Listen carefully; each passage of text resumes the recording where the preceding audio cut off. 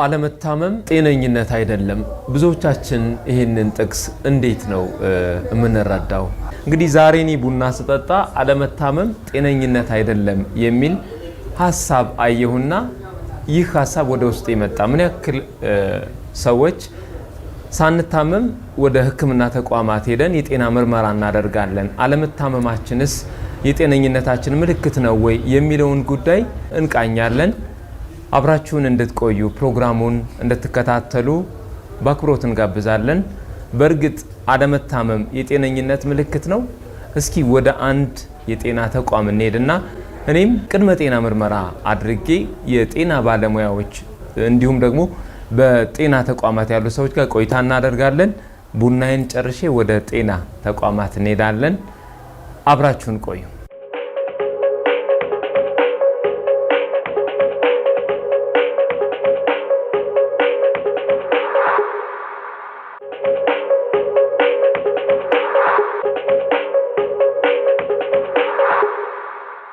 አለመታመም ጤነኝነት አይደለም የሚለውን ሀሳብ አንስተን አሁን አሚን ጠቅላላ ሆስፒታል ነው የተገኘሁት።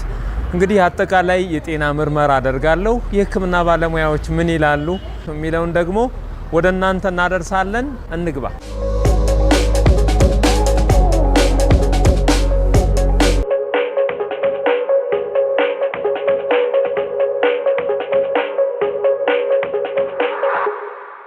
ሰላም፣ እንዴት ነሽ? ምርመራ ለማድረግ ነበር። ወዴት ነው መሄደው? እዚህኛው ላይ። እሺ፣ ከዛስ? እሺ፣ አመሰግናለሁ።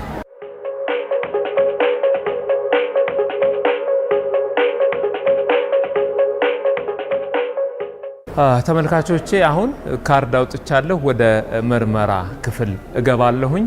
ተከተሉኝ። አሁን ቅድመ ጤና ምርመራ ለማድረግ ነው የመጣሁት። እንደዛ አይነት ልምድ የለንም እና እስኪ አጠቃላይ ተላላፊ ያልሆኑ በሽታዎችን ለመመርመር ነው የመጣሁት። አጠቃላይ ምርመራ የሚያደርግልኝ እኛ ጋር የውስጥ ደዌ ስፔሻሊስት አለ። እነሱ ጋር አስመርጣ እናደርግህና አንዳቸው ጋር ትታያለህ። እሺ፣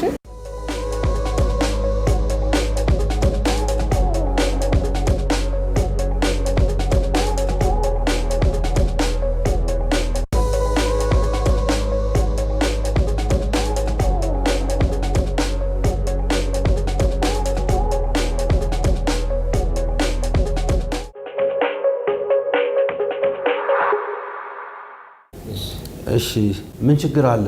ወደኛ ልትመጣ ቻልክ?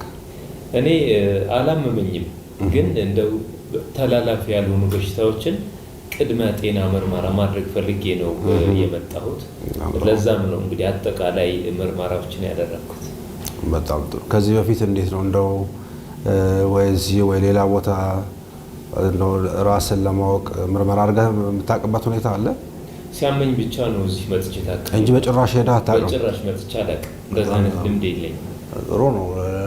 ቫይታል የሚባሉት ነገሮች በሙሉ ጥሩ ናቸው። ግፊት ጥሩ ነው፣ የልብ ምት ቁጥር ጥሩ ነው፣ ቴምፕሬቸር ጥሩ ነው፣ ብዙ ነገሮች ጥሩ ናቸው። እስቲ ለሌላውን ደግሞ እስቲ አንዳንድ ምርመራዎችን እዚህ ላይ አይህና አስፈላጊ የሆነ ላቦራቶሪዎችን ደግሞ ከዛ በኋላ እናያለን። በመጀመሪያ እስቲ አካላዊ ምርመራ ላድርግልህና የሱን ሁኔታ እንዲህ፣ ከዛ ወደ ላቦራቶሪ እንሄዳለን። በጣም ጥሩ።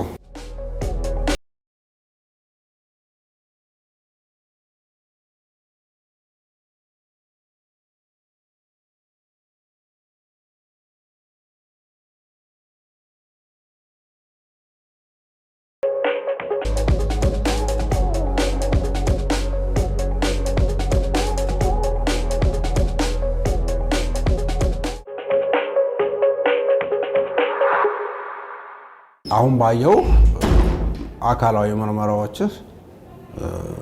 ምንም ችግር የሚያሳይ ነገር አላየው። ጥሩ ነው። ለከ እንደ ቫይታል ሳይሆኑ አካላዊ ምርመራም ጥሩ ነው። እስኪ የላቦራቶሪውን ውጤት ደግሞ ይደርሳል በጥቂት ሰዓታት ውስጥ። እሱን ደግሞ እናይና የእሱን ውጤት ደግሞ እንነጋገራለን። አመሰግናለሁ። ስለዚህ አሁን ወደ ላቦራቶሪ የላቦራቶሪ ውጤት ጋር ትሄዳለህ። ሲመጣ እንነጋገራለን ውጤቱ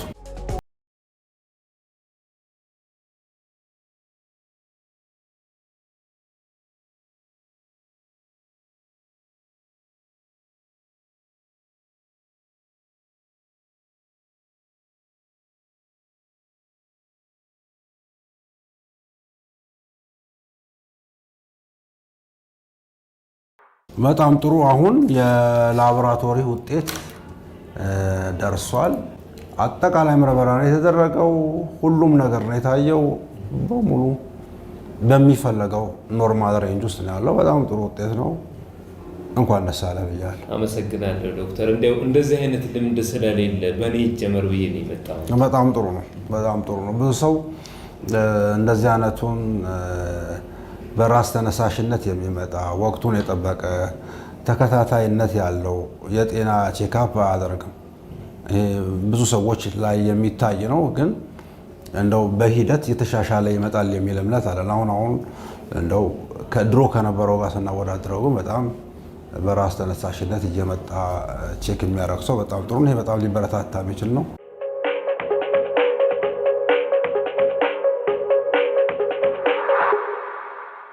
ተመልካቾቻችን ቅድመ ጤና ምርመራ አድርጌ ጨርሼ ወጣሁ። እንግዲህ አጠቃላይ የነበረውን ውጤት እንዳያችሁት ነው።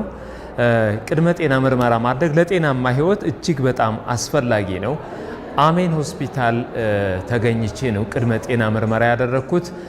አስከትለን ደግሞ አጠቃላይ የቅድመ ጤና ምርመራ አንድምታን እናያለን። አብረን እንቆይ። ዶክተር ሳሙኤል ሞላ እባላለሁ። በአሜን አጠቃላይ ሆስፒታል የውስጥ ደዌና የስኳር ሕክምና ስፔሻሊስት ነኝ። አጠቃላይ ቅድመ ጤና ምርመራ ነው እያየን ያለ ነው። እንደው ቅድመ ጤና ምርመራ ምንድን ነው የሚለውን እስኪ እያወሩ።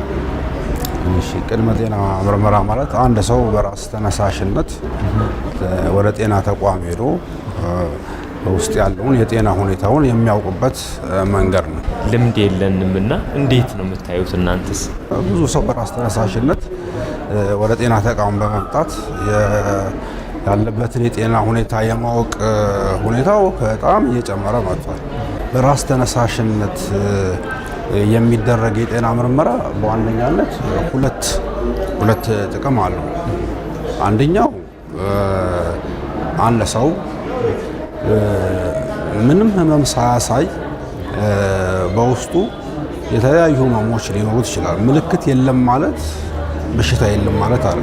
ለምሳሌ እንደ ስኳር፣ ግፊት፣ ከፍተኛ የሆነ የደም ውስጥ ኮሌስትሮል እንደዚህ አይነቱን ነገር ቀድሞ ለማወቅ ይጠቅመናል አንደኛ። ስለዚህ ይሄ ከታወቀ ደግሞ አስፈላጊውን ኢንተርቬንሽን በመውሰድ የባሰ ችግር ሳያመጣ ትልቅ ኮምፕሊኬሽን ሳያመጣ በአጭሩ ለማስቀረት ይጠቅማል። ሁለተኛው ደግሞ ተመርምሮ ምንም ችግር የለም ከተባለ በሕክምና በሽታ ለመከላከል ይጠቅማሉ ተብሎ የታመነባቸው የመከላከያ ዘዴዎች በመጠቀም ሪስክ ፋክተር ወይም አጋላጭ ሁኔታ የምንላቸውን እንዳይመጡ አድርጎ በሽታ ለመከላከል ይጠቅማል። ይሄን መልመድ አለብን። በጣም ማኪያቶ እየጠጣን ነው።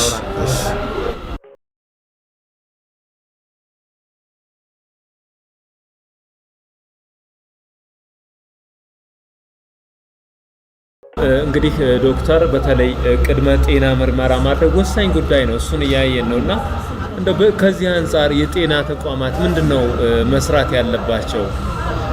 ያው የጤና ተቋማት በተለይም የጤና ሚኒስቴር፣ የጤና ቢሮዎች በከተማው ካሉ ሆስፒታሎች እና ሌሎች የጤና ተቋማት ጋር በመሆን ሃይ ሪስክ ቢሄቪየርስ የሚባሉ አሉ። ማለት ሃይ ሪስክ ቢሄቪየርስ ማለት ለህመም የሚያጋልጡ ሁኔታዎች ማለት ነው።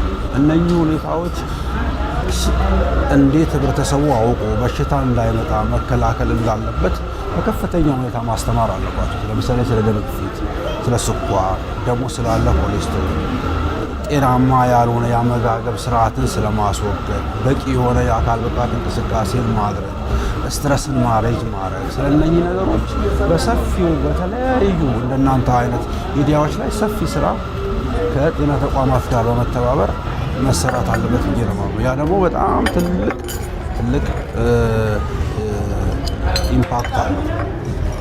ህመሞች እንዳይመጡ በተለይ ተላላፊ ያልሆኑ ህመሞች እንዳይከሰቱ በማድረግ ከፍተኛ አስተዋጽኦ ስለሚያደርግ ሚዲያዎች ከጤና ተቋማት ጋር በመሆን ከፍተኛ የሆነ የጤና ትምህርት ቢሰጡ ጥሩ ነው ብዬ ነው የማምነው።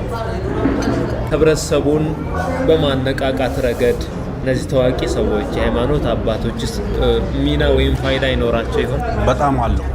ታዋቂ ሰዎች፣ የሃይማኖት ተቋማት፣ የሃይማኖት መሪዎች ስለ እንደዚህ አይነት ህመሞች ምን ያህል የተስፋፉ እንደመጡ፣ ምን ያህል ህብረተሰቡ ላይ ጫና እንዳመጡ፣ በሀገር ደረጃም ቢሆን እንደኛ አይነት ታዳጊ ሀገር ካለው ሊሚትድ ሪሶርስ ላይ አብዛኛውን ነገር በሽታ ላይ ከሚያወጣ ይልቅ ቅድመ ጥንቃቄ አድርጎ ትምህርት ተሰጥቶ መከላከሉ ላይ ትኩረት ቢደረግ ሪሶርሳችንን የማዳን ነገር ይኖረዋል።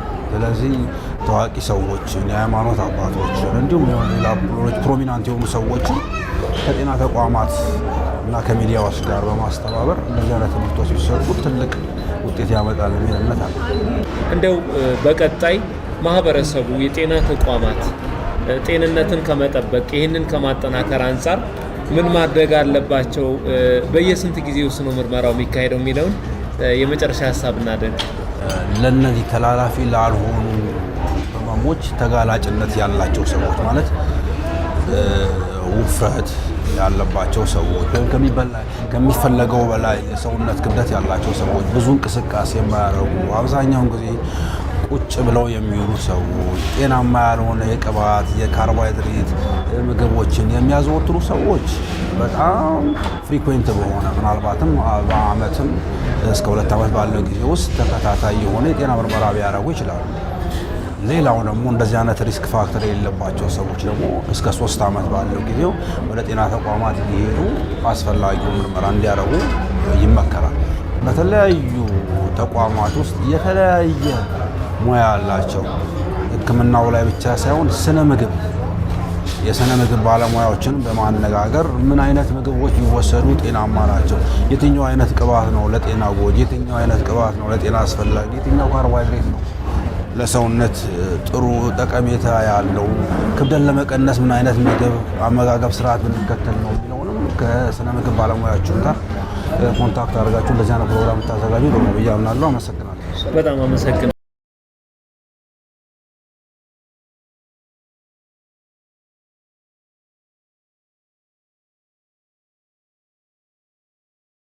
ታመም የጤነኝነት ምልክት አይደለም የሚለውን ሀሳብ አንስተን ነበር። በዛሬው መሰናዷችን ቅድመ የጤና ምርመራ ማድረግ ምን አንድምታ አለው፣ በተለይም ቅድመ ጤና ምርመራ ማድረግ ለጤናማ ህይወት ያለው አበርክቶ ምንድን ነው የሚለውን ርዕሰ ጉዳይ አንስተን አሚን ጠቅላላ ሆስፒታል ተገኝተን ከጤና ባለሙያዎች ጋር ቆይታ ያደረግንበት የዛሬው መሰናዷችን የተከታተላችሁትን ይመስል ነበር። ከሁሉም ነገር በፊት ጤና ይቀድማል። ጤናማ ማህበረሰብ የአገር የህዝብና የራስም መሰረት ነው። ስለዚህ ጤናችንን እንጠብቅ፣ ለጤና ቅድሚያ እንስጥ የዛሬው መሰናዷችን ቁልፍ መልእክት ነው። ሰለሞን አሰፌ የፕሮግራሙ አዘጋጅና አቅራቢ ነኝ። ጤናውን ያድለን፣ የሳምንት ሰው ይበለን። ጤና ይስጥልን።